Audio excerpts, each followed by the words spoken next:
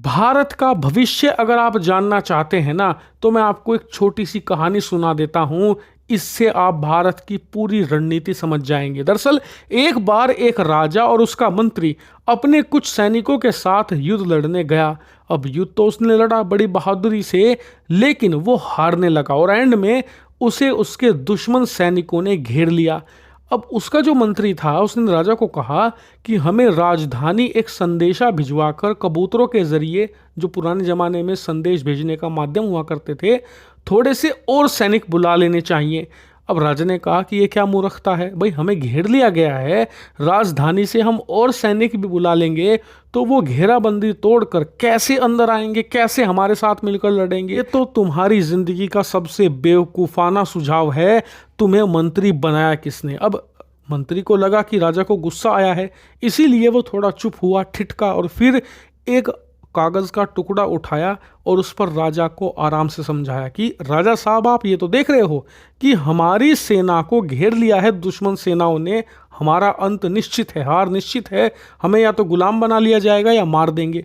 लेकिन आप ये नहीं देख रहे कि अगर हम थोड़ी सी सेना और बुला लेते हैं, थोड़े से लोग और बुला लेते हैं, तो हम अपने दुश्मन को दो तरफ से घेरेंगे। कैसे? तो राजा को पेपर पर बताया गया कि देखिए, बीच में ये लाल कलर के ये तो हैं हमारे सैनिक और हमारे चारों तरफ ये जो नीले रंग का घेरा मैंने बनाया है, ये हैं हमारे दुश्मन सैनिक जो हमें घेर कर बैठे हैं।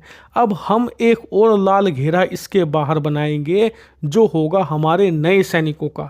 इससे होगा ये कि हम बाहर से अटैक करेंगे और अंदर से अटैक करेंगे, यानी कि बाहर से नए सैनिक अटैक करेंगे, अंदर से हम हमला करेंगे और दोनों तरफ से घेर कर उनकी सप्लाई काट देंगे और उन्हें मार गिराएंगे। यानी कि जो हमें घेर कर बैठे हैं, हम उन्हें दो तरफ से घेर कर मारेंगे। अंत में हुआ यही, राजा ने यही काम किया और उसकी सेना की जीत हुई।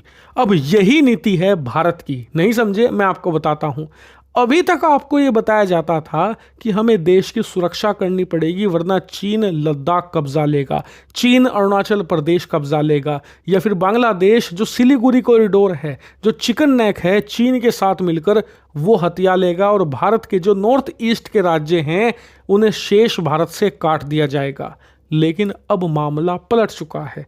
अब भारत से ये आवाज उठी है कि जब हमारे चिकन नेक को काटने पर बात हो रही है, तो क्यों ना दुश्मन के चिकन नेक बना दिए जाए। कैसे? स्क्रीन पर आप देखिए, बांग्लादेश हमारे चिकन नेक की तो बात करता है जो सिलीगुड़ी कॉरिडोर है, लेकिन बांग्लादेश के भी दो नैरो पॉइंट है जिन्हें बांग्लादेश का चिकन नेक कहा जाता है और ये भारत की मुट्ठी में है। कैसे? आप ये मैप में देखिए। सबसे पहला तो है ये, जिसे चिटगांव का चिकन नेक कहा जाता है।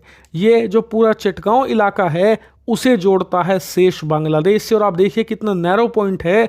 भारत के जो नॉर्थ ईस्ट राज्य हैं और समुद्र, उसके बीच में ये छोटा सा पॉइंट है।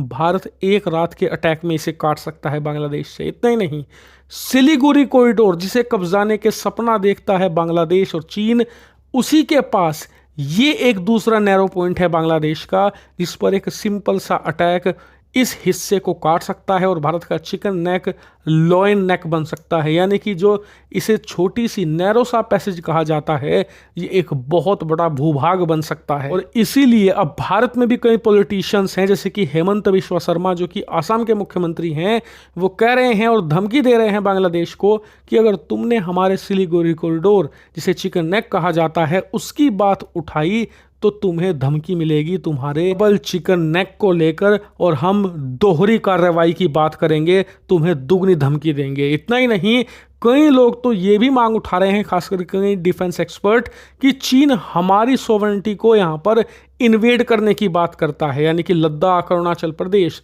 तो क्यों ना हम ताइवान के मामले में फ्रंट फुट पर खेलें, और इसको लेकर बातचीत अब शुरू भी हो चुकी है। वहीं पाकिस्तान को लेकर तो ऑलरेडी हमारा यहाँ पर रुख भी साफ हो गया है कि पाकिस्तान के साथ किसी भी मुद्दे पर कोई बात नहीं होगी।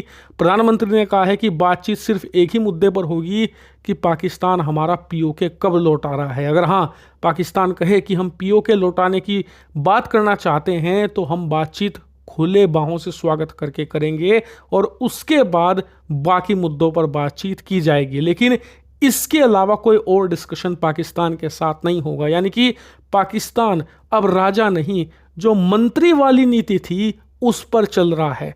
यहां पर बुद्धि का प्रयोग करके अपने दुश्मनों को डबल घेराबंदी करके मारा जा रहा है। और यही भारत के भविष्य की नींव है और भारत के भविष्य की रणनीति, जो सही भी है, आक्रामक भी है और बहुत ही शार्प भी है।